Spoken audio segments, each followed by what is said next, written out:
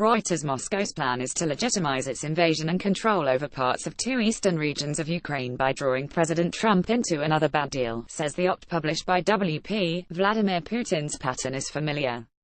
He uses his military to escalate fighting on the ground and then approaches the West with a proposal sold as de-escalation, appealing to European and U.S. desires for peace without Western intervention. The Russian president puts forward an alleged compromise.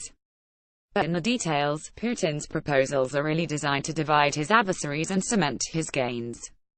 Such was the case in September, when Putin introduced a proposal for peacekeepers inside eastern Ukraine, where Russia continues to fuel a violent separatist uprising that has resulted in more than 10,000 deaths and displaced more than 1.5 million people since 2014.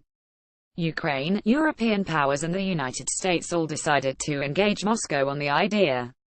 Read also: Russia must not be among UN peacekeepers in Donbas. Ukraine Defense Minister, but as Ukraine's Foreign Minister, Pavlo Klimkin, said at the recent Halifax International Security Forum, Putin's plan really isn't for peacekeepers at all. Josh Roggan wrote.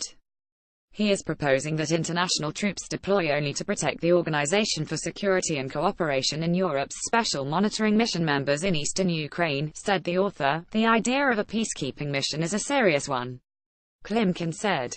But the Russian proposal of a protection mission doesn't make any sense at all. Read also: Kuchma. Russia suggests redrawing Ukraine border in east. For one thing, the original Russian proposal was to deploy these forces along the line of contact between the Ukraine military and separatist forces.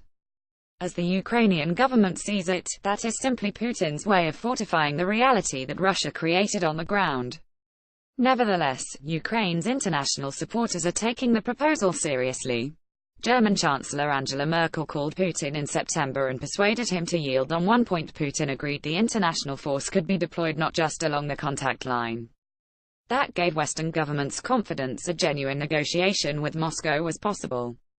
Read also: Germany's top diplomat says West Russia's views on peacekeeping mission in Donbas differ. Secretary of State Rex Tillerson spoke about the idea with Ukraine President Petro Poroshenko on November 4. Kurt Volker, the Trump administration's part-time special envoy for Ukraine, met with his Russian counterpart Vladislav Surkov on November 13 and proposed a counterplan.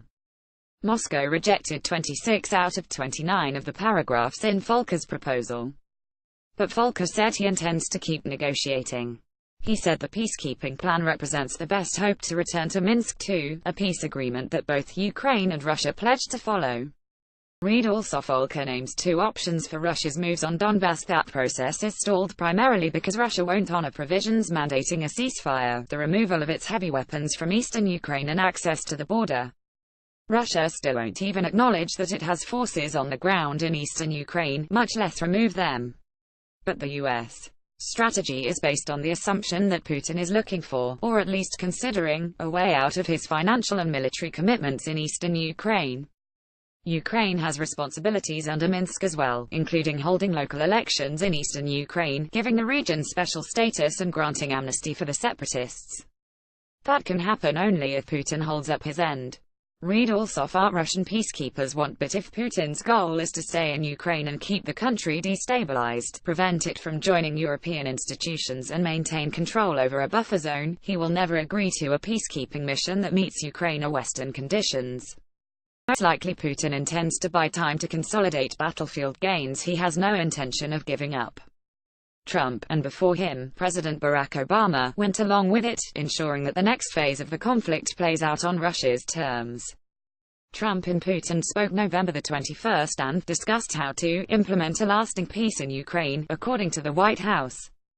Trump should pursue that peace, but not on Putin's terms.